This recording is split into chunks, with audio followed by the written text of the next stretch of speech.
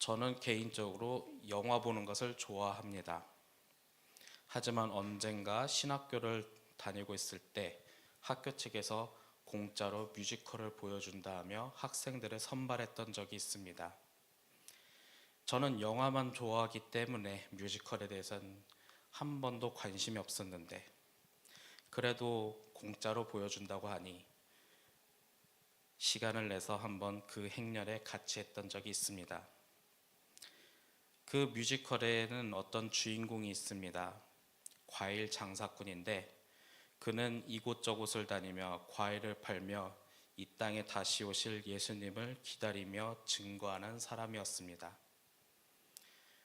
물론 예수님에 대한 내용이 뮤지컬에 있기 때문에 학교 측에서 어떻게든 보여주고 싶었던 것 같은데, 제가 거기서 특별히 인상 깊었던 거는 그 주인공이었던 과일 장사꾼의 한 가지 고민이었습니다. 그는 이곳저곳을 다니며 과일을 팔며 다시 오실 예수님을 기다리는 사람인데, 거기까진 좋았지만 문제는 그 시간이 주인공이 생각했던 시간보다 더 오래 걸렸다는 겁니다. 제가 여기서 그것을 감정적으로 표현하는 데는 한계가 있지만, 제가 바라봤을 때 그 주인공은 그 기다리는 시간이 그에게는 잔인하게 길었다는 점이죠. 그래서인지 과일 장사꾼이었던 주인공은 시간의 흐름에 따라 점점 예수님에 대한 기억, 예수님에 대한 처음 사랑도 점점 사라져가는 것을 보여주고 있었습니다. 물론 결말은 나중에 그 사랑을 다시 회복하고 기억하며 다시 그는 복음의 증거의 길을 걸어갔던 이야기로 끝납니다. 하지만 그 뮤지컬을 보면서 저는 이런 생각이 들었습니다. 약속을 기다린다는 것은 어떤 의미일까요? 만약 그 약속이 자신이 생각했던 것보다 더 많이 기다려야 한다면 그건 얼마나 고통스러울까? 여러분들은 저 세상 속에서 살다 보면 무수히 많은 사람과 대화를 하고 약속을 합니다. 하지만 솔직히 말해 우리는 버스 기다리는 것도 싫어합니다. 지하철 기다리는 것조차도 싫어합니다. 근데 그 기다리는 장소가 추운 바깥이라면 어쩌면 약속을 한 사람이 잠깐 미운 마음도 들겠지요. 저는 약속과 기다림이라는 이 키워드를 통해 성경에 있던 사람들을 생각하게 되었습니다. 성경의 인물 중엔 오랜 기다리는 시간을 갖고 이 땅에 오실 메시아를 기다렸던 사람들이 있습니다. 그 중에 한 사람이었던 세례 요한. 세례 요한은 이 땅에 오실 메시아를 기다리며 세상 사람들에게 회개의 세례를 증거했던 사람입니다. 여러분들은 회개란 단어를 어떻게 생각할지 모르겠지만 저는 이렇게 생각합니다. 내가 만약 오늘 하루를 살아가고 있는데 어느 순간에 주님의 뜻대로 살지 않는 내 자신을 발견하면 주님의 뜻을 방향성을 돌려서 그 방향성으로 바꾸는 행위를 저는 회개의 세례라고 생각합니다. 그런 것처럼 우리가 주님의 뜻대로 살지 못했다는 것 또한 죄이고, 그러기 때문에 그 죄를 인식하고 이제 다시 주님의 뜻대로 살겠다라는 결단.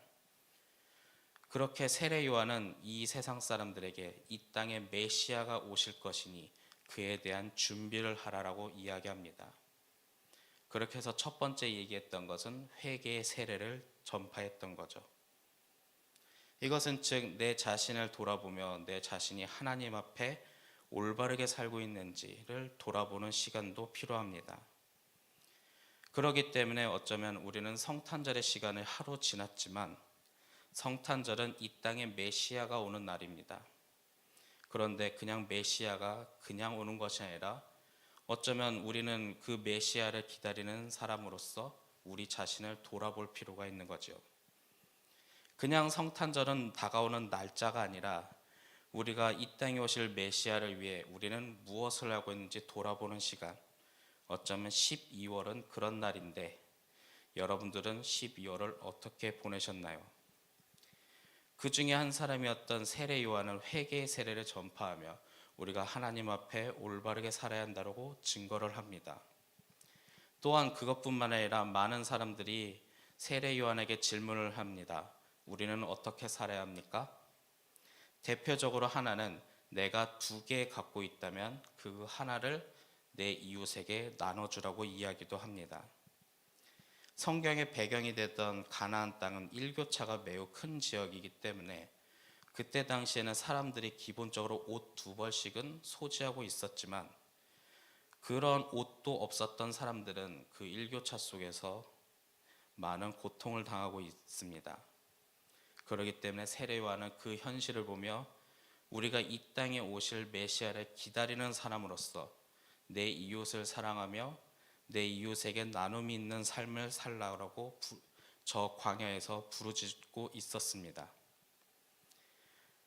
여기까지 하면 우리는 어쩌면 이 땅에 오실 메시아를 위해 기다리는 사람으로서 내 자신을 세례 요한의 말씀에 따라 외침에 따라 생각해 볼 필요가 있습니다. 하지만 오늘 제가 말하는 것은 세례 요한이 이렇게까지 증거했던 사람인데 그에게 위기가 닥친 이야기부터 하려고 합니다. 그는 감옥에 갇혔습니다. 이유는 간단합니다.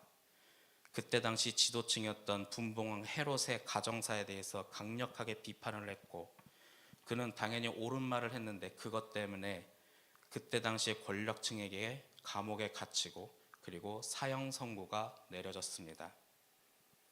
그리고 그 세례 요한은 그 감옥 속에서 예수님께서 하신 일을 제자들에게 듣고 있었습니다. 그리고 그 세례 요한은 제자들을 통해 예수님께 질문을 던집니다. 이 땅에 오실 그 이가 당신입니까? 아니면 우리는 다른 일을 기다려야 합니까? 분명히 세례 요한은 이 땅에 오실 메시아를 기다리며 회개의 세례를 증거했고 그리고 이 땅에 나눔 있는 삶을 강력하게 말하면서 이 땅에 오실 메시아를 준비하라, 기다리라 말합니다. 하지만 어느 순간 위기에 닥쳤던 세례 요한은 예수님께 질문을 던집니다. 이 땅에 오실 메시아가 당신입니까? 아니면 우리는 더 기다려야 합니까? 어쩌면 제가 처음에 말했던 어떤 뮤지컬이 떠오른 이유도 이와 같을지도 모릅니다. 분명히 이 땅에 주님은 오십니다. 하지만 우리가 생각하는 것보다 시간이 길어진다면 굉장히 힘들고 어려운 길이죠. 어쩌면 믿음으로써 충만했던 세례 요한조차도 이 땅에 오실 메시아에 대한 질문을 던집니다. 우린 더 기다려야 합니까? 이 질문은 죽음 앞에 서렀던 한 사람의 주님에 대한 헌신자가 던졌던 질문입니다. 그럼 우리의 얘기를 한번 해볼까 합니다. 여러분들 믿음으로 살아가고 열심히 살아가고 있습니다. 어쩌면 우리는 지금보다 더 나아질 것에 대한 하나님 나라를 기대하며 오늘 하루를 살아가고 있는데 성탄절도 지났습니다. 그러다 보면 우리는 나아지지 않고 여전히 하나님 뜻대로 살아가지 않는 저 세상을 바라보며 과연 우리는 언제까지 주님을 기다리며 살아가야 한다는 그런 절망적인 생각도 합니다. 여러분들은 어떠십니까? 이제까지 믿음으로 살았는데 세상은 달라지지 않고 어쩌면 현실은 나아진 것 같지 않아 내 마음속에 하나씩 무너지고 있지 않을까요?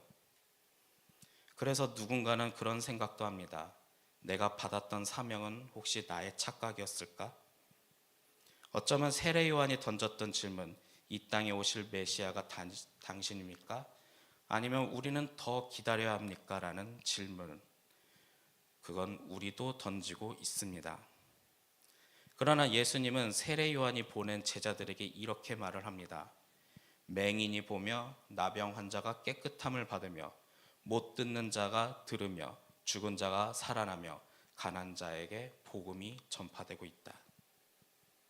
어쩌면 우리는 열심히 살아가고 있기 때문에 우리가 보이지 않는 곳에서 하나님 나라가 이루어지는 것, 아니 우리의 작은 현실이 어쩌면 나한테 돌아오지 않고 저 세상 속에 보이지 않는 곳에 하나님 나라가 이루어지고 있는 것을 우리는 보지 못할 때가 있습니다.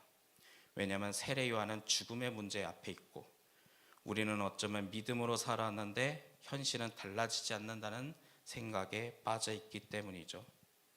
그래서 세례 요한은 의심하며 고민하며 혼자 심각해지며 어쩌면 작게 예수님에 대해서 의심하고 있었는지도 모릅니다. 하지만 예수님은 이 땅 가운데 복음이 전파되며 가장 중요한 얘기를 합니다. 나로 말미암아 실족하지 아니한 자는 복이 있다.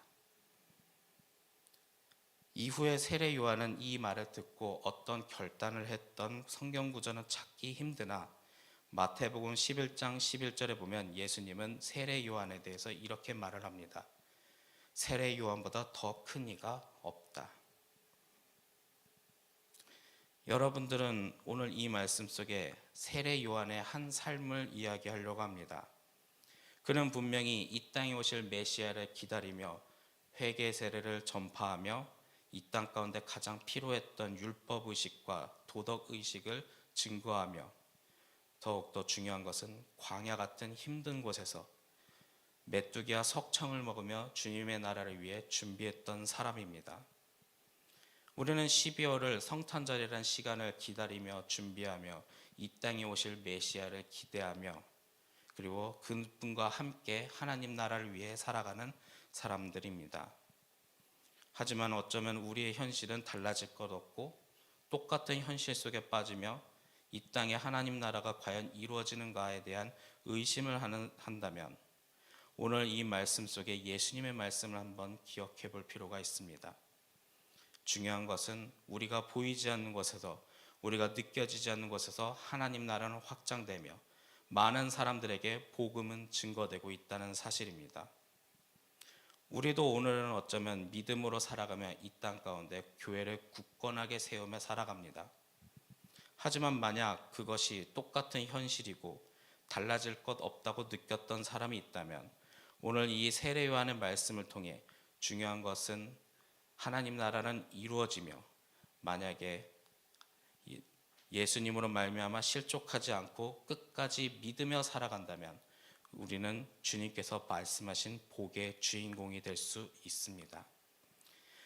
이 복은 무엇인가 하면 이 땅에 바로 하나님께서 함께 하시는 하나님 나라.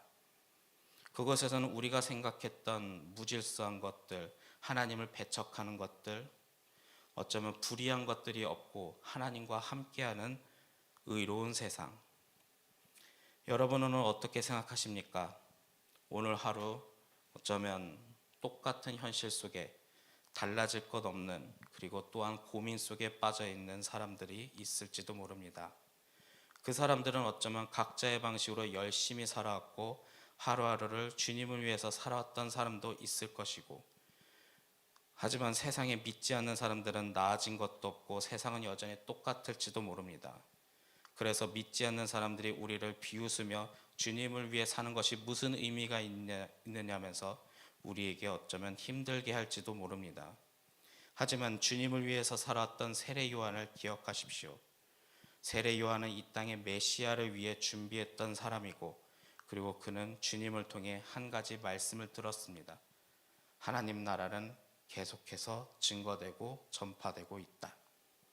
그리고 만약 예수님을 위해 살아왔던 자신의 삶을 후회한다면 주님을 따라 살아가는 삶, 예수님으로 인해 실족하지 않는 자는 복이 있다라는 이 말씀을 기억하며 우리는 어쩌면 그 복이었던 하나님 나라를 기억해야 할 것입니다. 여러분들은 어떻게 살아가고 있습니까? 오늘 하루도 똑같은 하루 반복 속에 우리는 믿음으로 살아가야 하는 사람입니다. 그렇게 주님을 위해 기억하며 오늘 예수님을 믿으며 그 믿음으로 오늘 하루를 승리하는 여러분들이 되기를 소망합니다. 그렇게 교회를 세우며 살아가는 여러분들이 되기를 간절히 소망합니다. 기도하겠습니다.